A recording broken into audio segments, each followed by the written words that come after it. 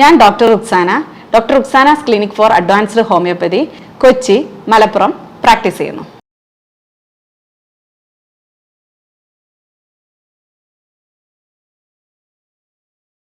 മിക്ക ആളുകളിലും കണ്ടുവരുന്ന ഒരു പ്രധാന പ്രശ്നമാണ് അലർജി എന്ന് പറയുന്നത്. അത് പല വിധത്തിൽ കാണാറുണ്ട്.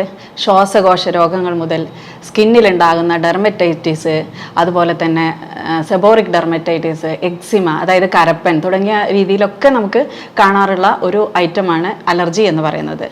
ഇത് ശരിക്കും ചിലപ്പോൾ തൊണ്ടവേദനയായിട്ട് കാണാം, ടോൺസിലൈറ്റിസ്, അഡിനോയിഡ്, അല്ലെങ്കിൽ ചെവിക്ക് ഇടയ്ക്കിടയ്ക്ക് ഇൻഫെക്ഷൻ വരിക, സൈനോസൈറ്റിസ്, അതുപോലെ തന്നെ വേറെ പല ബുദ്ധിമുട്ടുകൾ, അതായത് ശ്വാസകോശ രോഗങ്ങളായിട്ടുള്ള ബ്രോങ്കൈറ്റിസ്, ബ്രോങ്കിയൽ ആസ്മ, മൂക്കടപ്പ്, ദശ, അങ്ങനെ ഒരുപാട് രീതിയിൽ ഇതിനെ നമ്മൾ പേര് വിളിക്കുമെങ്കിലും ബേസിക്കലി ഇതൊക്കെ അലർജിയിൽ നിന്ന് വരുന്ന സംഭവങ്ങളാണ്.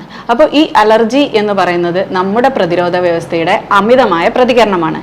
അതുകൊണ്ട് തന്നെ ഈ അമിതമായ പ്രതികരണം ഉണ്ടാക്കാൻ സാധ്യതയുള്ള ചില ഐറ്റംസ് ഉണ്ട്. അത് ഓരോ ആളുകളിലും വ്യത്യസ്തമാണ്.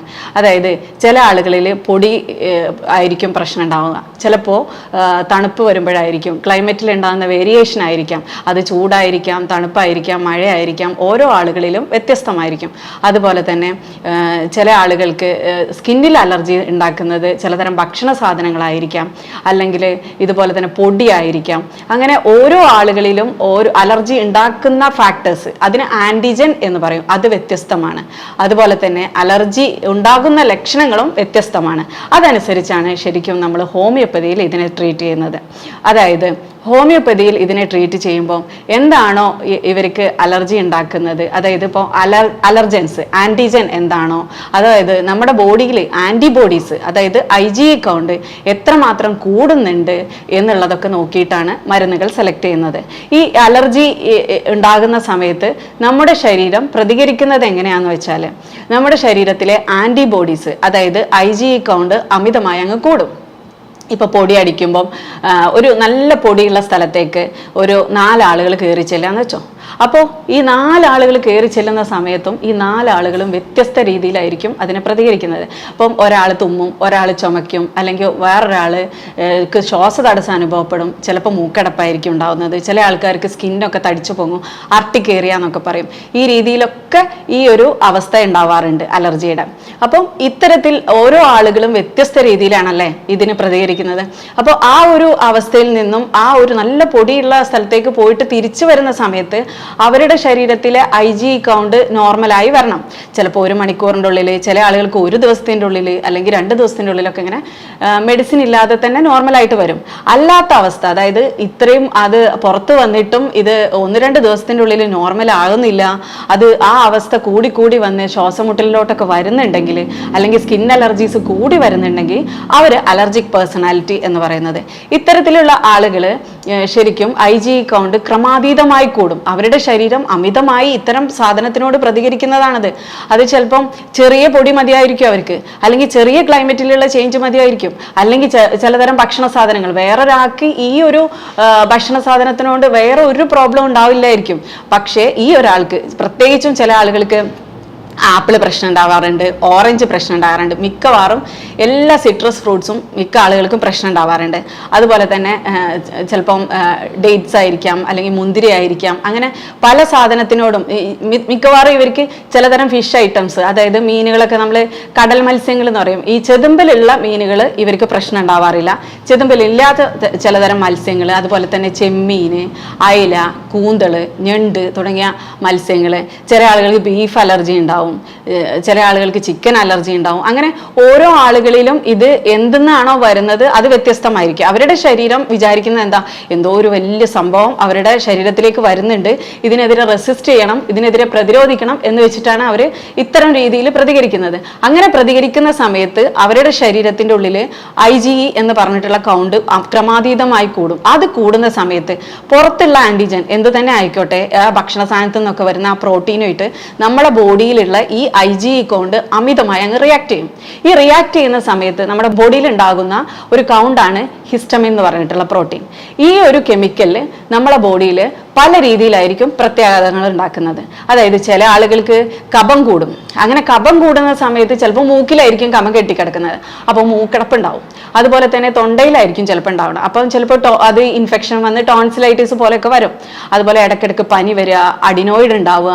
അതുപോലെ തന്നെ അഡിനോയിഡ് സ്വെല്ലിംഗ് എന്ന് പറയുമ്പോൾ ചെറിയ കുട്ടികൾക്കൊക്കെ ഒരു 12 വയസ്സ് വരെയുള്ള കുട്ടികൾക്കൊക്കെ ഉണ്ടാകുന്ന ഗ്രന്ഥിയാണ് അഡിനോയിഡ്. അതിന് ഇൻഫെക്ഷൻ വരും. ഇതൊക്കെ എന്ന് പറഞ്ഞാൽ നമ്മുടെ ബോഡിയുടെ പ്രൊട്ടക്ഷൻ മെത്തേഡാണ്.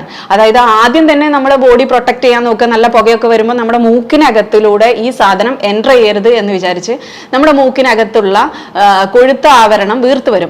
ആ വീർത്ത് വരുന്ന സമയത്ത് നമുക്ക് മൂക്കടപ്പ് ഫീൽ ചെയ്യും. അത് സ്ഥിരമായിട്ട് വീർത്തിരിക്കുമ്പോൾ അതിനെ ദശ എന്ന് വിളിക്കും. അതുപോലെ തന്നെ അത് ഉള്ളിലേക്ക് വരുന്ന സമയത്ത് തൊണ്ടയിലുള്ള അഡിനോയിഡ്, ഞാൻ പറഞ്ഞ പോലെ 12 വയസ്സിന് താഴെയുള്ള കുട്ടികളിൽ ഈ ഗ്രന്ഥി നമ്മുടെ ഇമ്മ്യൂൺ സിസ്റ്റം ഇംപ്രൂവ് ചെയ്യാൻ വേണ്ടി വെക്കുന്നതാണ് ആ ഗ്രന്ഥി. അവർക്ക് പ്രതിരോധം കൂട്ടുന്നതിന് വേണ്ടിയുള്ളതാണ്. ഈ സാധനം വീർത്ത് വരുന്നത് കൊണ്ട് അതിന് ഇൻഫെക്ഷൻ വന്നിട്ട് കുട്ടികൾക്ക് ഇടയ്ക്കിടയ്ക്ക് പനി വരിക, ചുമ വരിക, കഫക്കെട്ട് വരിക, ഇതൊക്കെ വരും. അതിനെയാണ് നമ്മൾ അഡിനോയിഡ് ഹൈപ്പർട്രോഫി എന്ന് പറയുന്നത്. ഈ അഡിനോയിഡ് ഹൈപ്പർട്രോഫി വരും. അതുപോലെ തന്നെ വലിയ ആളുകളിലൊക്കെ ആണെങ്കിൽ ടോൺസിലൈറ്റിസും വരാറുണ്ട്. അതായത് നമ്മൾ അവിടുത്തെ ടോൺസിൽസ്, അതും നമുക്ക് വേണ്ട ഗ്രന്ഥി തന്നെയാണ് ഇമ്മ്യൂൺ സിസ്റ്റം ഇംപ്രൂവ് ചെയ്യാൻ വേണ്ടി. അത് വീർത്ത് വന്നിട്ട് അത് ഇതേ കണക്കിന് ഇൻഫെക്ഷൻ വന്നിട്ട് അതും ടോൺസിലൈറ്റിസ് എന്ന് പറഞ്ഞിട്ടുള്ള ഒരു ഇൻഫെക്ഷനിലോട്ട് പോകും. അതുപോലെ തന്നെ നമ്മൾ ചെസ്റ്റിലേക്ക് എടുക്കുകയാണെങ്കിൽ ആസ്മ, അതുപോലെ ബ്രോങ്കൈറ്റിസ്, അതുപോലെ ചില ആളുകൾക്ക് ഇടയ്ക്കിടയ്ക്ക് ഇങ്ങനെ കഫക്കെട്ട് വന്ന് കുട്ടികളിലൊക്കെ ന്യൂമോണിയ വരെ വരും. ഈ കണ്ടീഷനിലൊക്കെ വരുന്നതിനുള്ള കാരണം എന്ന് പറയുമ്പോൾ ഈ IG കൗണ്ട് കൂടുന്നത് കൊണ്ട് ഹിസ്റ്റമിൻ പറഞ്ഞിട്ടുള്ള കെമിക്കൽ നമ്മുടെ ബോഡിയിൽ ഉണ്ടാക്കി അത് പല രീതിയിലുള്ള പ്രതിരോധ വ്യവസ്ഥകൾ ഉണ്ടാക്കുന്നതാണ്. അതായത് കഫം പ്രൊഡ്യൂസ് ചെയ്ത് ഈ നമ്മുടെ ലങ്സിനകത്തേക്ക് പൊടി കയറാതെ നോക്കുക. അതാണ് മെയിൻ ആയിട്ടുള്ളത്. അതായത് ഓരോ രീതിയിലും നമ്മുടെ ഈ റെസ്പിറേറ്ററി ട്രാക്ക്, നമ്മുടെ ശ്വാസകോശ നാളിയിലുണ്ടാകുന്ന ഓരോ ട്രാക്കിലും ഓരോ ഒബ്സ്ട്രക്ഷൻസ്, തടസ്സം ഉണ്ടാക്കിക്കൊണ്ടിരിക്കുകയാണ്. കാരണം നമ്മുടെ ലങ്സിനെ പ്രൊട്ടക്ട് ചെയ്യണം എന്ന് വിചാരിച്ച് നമ്മുടെ ശരീരം ചെയ്യുന്ന പ്രോസസ്സാണിത്. പക്ഷേ അമിതമായ അമൃതം വിഷം എന്ന് പറഞ്ഞ പോലുള്ള ഒരു പ്രോസസ്സായത്. അതായത് ഈ കൗണ്ട് കൂടി വെറുതെ അവസ്ഥയിലൊക്കെ ഇങ്ങനെ കൂടി വരുമ്പോൾ ഇത്തരം പ്രോബ്ലംസ് എപ്പോഴും നമ്മുടെ ശരീരത്തിൽ ഉണ്ടാകുമ്പോൾ നമുക്ക് പല രീതിയിലുള്ള പ്രശ്നങ്ങൾ ഇതുകൊണ്ട് വരുന്നു എന്നുള്ളതാണ് ഉള്ളത്. അപ്പോൾ ഈ അലർജി എന്ന് പറയുന്ന പല രീതിയിലാണ്. അപ്പോൾ നമ്മൾ ഹോമിയോപ്പതിയിൽ ഇതിനെ ചികിത്സിക്കുമ്പോൾ നമുക്ക് എന്താണോ അവർക്ക് പ്രശ്നങ്ങൾ ഉണ്ടാക്കുന്നത്, അതായത് ഓരോ രോഗികളിലും അതുണ്ടാക്കുന്ന വസ്തുക്കൾ വ്യത്യസ്തമാണ്. അപ്പോൾ അതെന്താണെന്ന് കണ്ടുപിടിച്ച്, അതായത് കാരണം കണ്ടുപിടിച്ച്, അതുപോലെ തന്നെ ഇവരുടെ ശരീരത്തിൽ ഇതുകൊണ്ട് ഏത് അവയവത്തിനാണോ പ്രശ്നങ്ങൾ ഉണ്ടാക്കുന്നത്, അപ്പോൾ ഓരോ കൗണ്ട് കൂടുന്നതിനനുസരിച്ച് ഓരോ ആളുകളിലും വ്യത്യസ്ത രീതിയിലായിരിക്കും ഇത് പ്രതികരിക്കുന്നത്.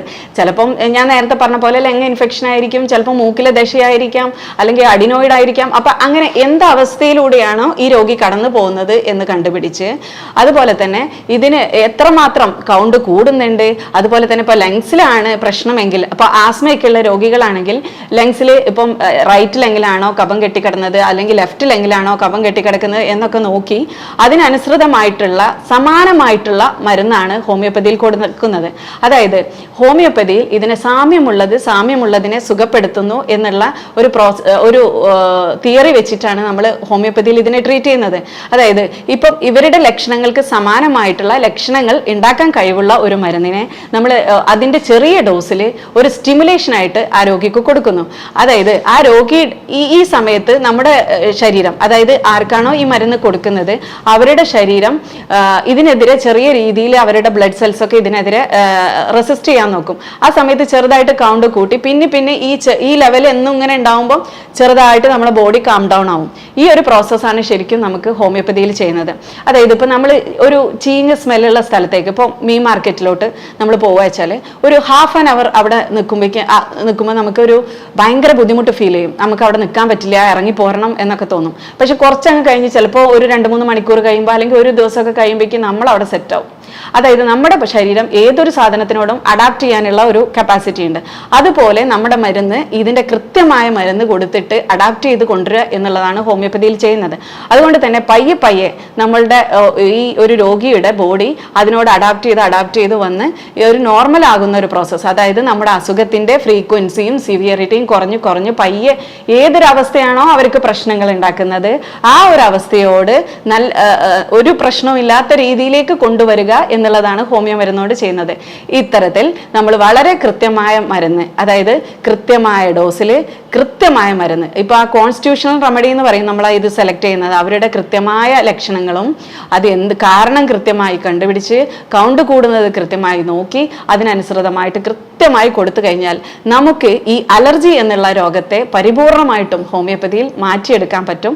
ഇത്തരത്തിൽ നമ്മളൊരു നല്ല ഡോക്ടറെ കൺസൾട്ട് ചെയ്ത് ട്രീറ്റ്മെൻറ്റ് എടുക്കുക. ഇത്രയും പറഞ്ഞ കാര്യങ്ങളിൽ നിങ്ങൾക്ക് എന്തെങ്കിലും സംശയം ഉണ്ടെങ്കിൽ, ഇപ്പോൾ അലർജിനെ കുറിച്ചാവട്ടെ അല്ലെങ്കിൽ അസുഖത്തിൻ്റെ ട്രീറ്റ്മെൻറ്റിനെ കുറിച്ചാവട്ടെ, എന്തെങ്കിലും ഉണ്ടെങ്കിൽ താഴെ കാണുന്ന നമ്പറിൽ നിങ്ങൾക്ക് കോൺടാക്ട് ചെയ്യാവുന്നതാണ്. മറ്റൊരു നല്ല ഹെൽത്ത് ടോപ്പിക്കുമായിട്ട് നമുക്ക് വീണ്ടും കാണാം.